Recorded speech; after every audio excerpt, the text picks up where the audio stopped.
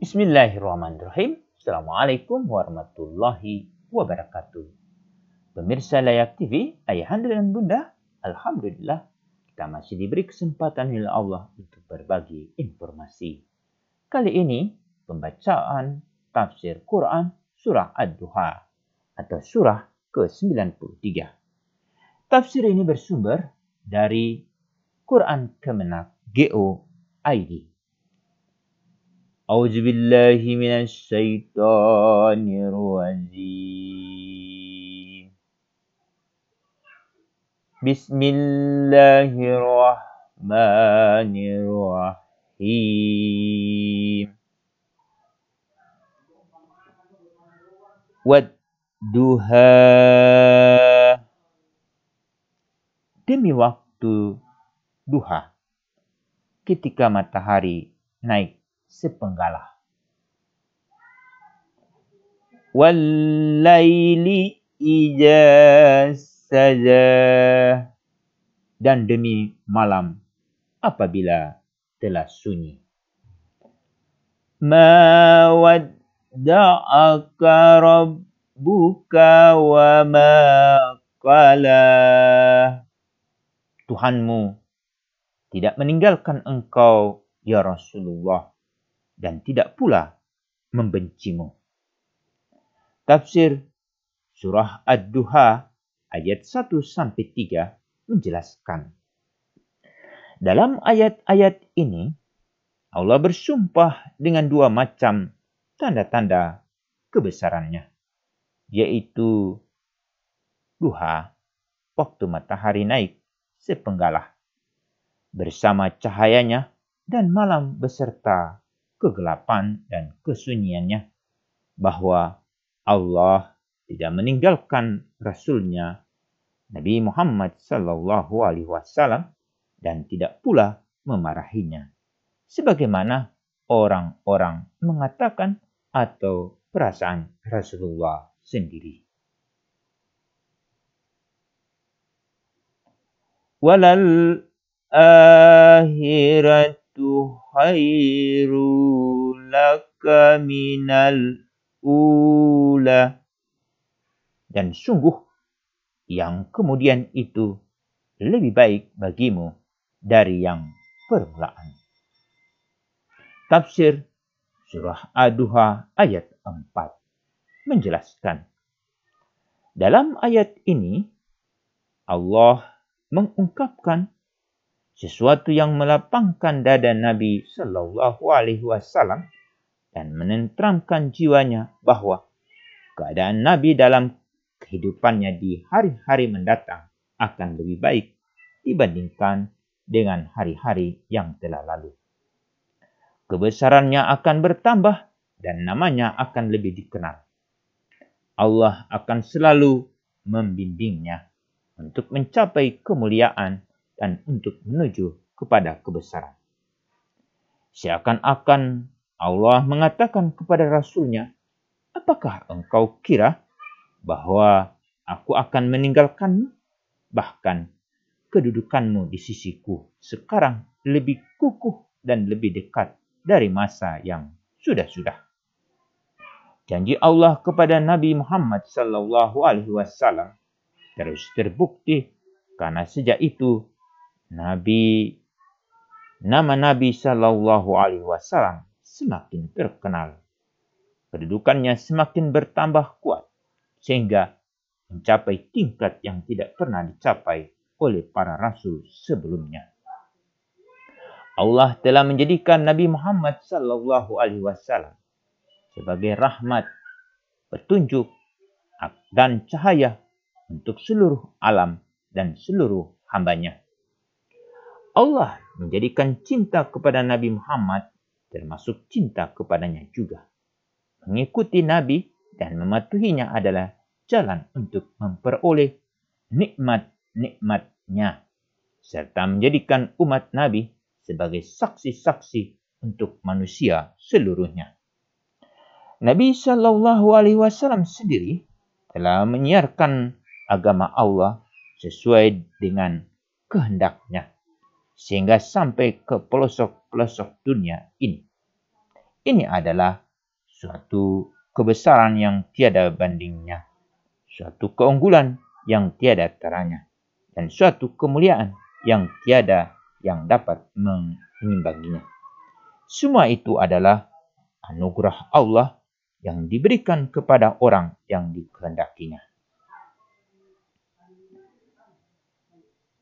Walasawfa yu'tika rabbuka fatardah. Dan sungguh kelak Tuhanmu pasti memberikan karunia-Nya kepadamu, sehingga engkau menjadi puas. Tafsir surah Ad-Duha ayat 5. Dalam ayat ini, Allah menyampaikan berita gembira kepada Nabi Muhammad SAW bahwa Dia akan terus-menerus melimpahkan anugerahnya kepada beliau, sehingga beliau menjadi senang dan bahagia. Di antara pemberiannya itu ialah turunnya wahyu terus-menerus. Setelah itu, sebagai petunjuk bagi Nabi SAW dan umatnya untuk mendapat kebahagiaan hidup di dunia dan hari akhirat. Dia akan memenangkan agama yang dibawa Nabi Muhammad atas seluruh agama lainnya, dan Allah akan mengangkat kedudukannya di atas kedudukan manusia seluruhnya. Alam yajidka yatiman fa'awa. Bukankah Dia mendapatimu sebagai seorang yatim, lalu Dia melindungimu? Tafsir surah Ad-Duha ayat 6 menjelaskan. Dalam ayat ini, Allah mengingatkan nikmat yang pernah diterima Nabi Muhammad SAW dengan mengatakan, bukankah engkau, hai Rasulullah, seorang anak yatim, tidak mempunyai ayah yang bertanggung jawab atas pendidikanmu, menanggulangi kepentingan serta membimbingmu, tetapi Allah telah menjaga, melindungi, dan membimbingmu, serta menjauhkanmu dari dosa-dosa perilaku orang-orang jahiliyah dan keburukan mereka, sehingga engkau memperoleh julukan manusia sempurna. Nabi SAW hidup dalam keadaan yatim karena ayahnya meninggal dunia, sedangkan Nabi masih dalam kandungan ibunya. Ketika lahir, Allah memelihara Nabi Muhammad SAW dengan cara menjadikan kakeknya Abdul Muthalib mengasihi dan menyayanginya. Nabi Muhammad berada dalam asuhan dan bimbingannya sampai Abdul Muthalib wafat, sedang umur Nabi ketika itu 8 tahun. Dengan meninggalnya Abdul Muthalib, Nabi Muhammad menjadi tanggung jawab paman beliau, Abu Talib, berdasarkan wasiat dari Abdul Muthalib. Abu Talib telah mengerahkan semua perhatiannya untuk mengasuh Nabi Muhammad SAW, sehingga beliau meningkat dewasa dan diangkat menjadi rasul. Setelah Nabi diangkat menjadi rasul, orang-orang Quraisy memusuhi dan menyakitinya. Tetapi Abu Talib terus membelanya dari semua ancaman orang musyrik hingga Abu Talib wafat. Dengan wafatnya Abu Talib, bangsa Quraisy mendapat peluang untuk menyakiti Nabi dengan perantaraan orang-orang jahat di kalangan mereka yang menyebabkan beliau terpaksa hijrah. Betapa hebatnya pengembelengan Allah dan asuhannya terhadap Nabi Muhammad. Biasanya keyatiman seorang anak menjadi sebab kehancuran akhlaknya karena tidak ada pengasuh dan pembimbing yang bertanggung jawab. Apalagi suasana dan sikap penduduk Mekah lebih dari cukup untuk menyesatkan Nabi SAW. Akan tetapi, perlindungan Allah yang sangat rapi dan dapat mencegah beliau menemani mereka. Dengan demikian, jadilah beliau seorang pemuda yang sangat jujur, terpercaya, tidak pernah berdosa, dan tidak pernah berlumur dengan dosa orang-orang jahiliyah. Wa wajadaka dallan fahada. Dan dia mendapatimu sebagai seorang yang bingung. Lalu Allah memberikan petunjuk. Tafsir surah Ad-Duha ayat 7 menjelaskan. Dalam ayat ini, Allah mengungkapkan bahwa Allah mendapatkan Nabi Muhammad dalam keadaan tidak mengerti tentang syariat dan tidak mengetahui tentang Al-Quran. Kemudian Allah memberikan petunjuk kepadanya. Hal yang sangat membingungkan Nabi Muhammad SAW adalah apa yang dilihatnya di kalangan bangsa Arab sendiri tentang kerendahan akidah.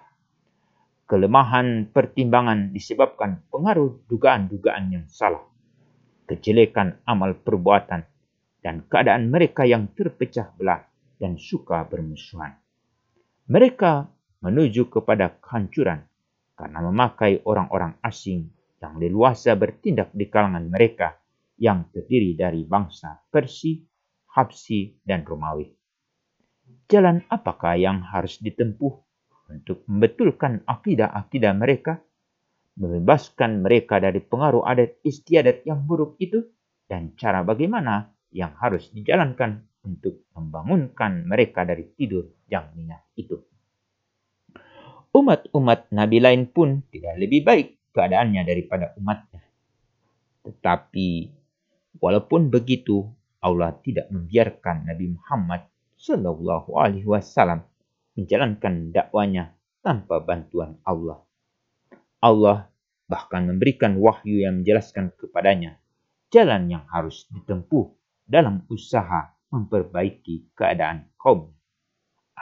Allah berfirman dengan artinya, dan demikianlah kami wahyukan kepadamu ya Rasulullah ruh Al-Quran dengan perintah kami.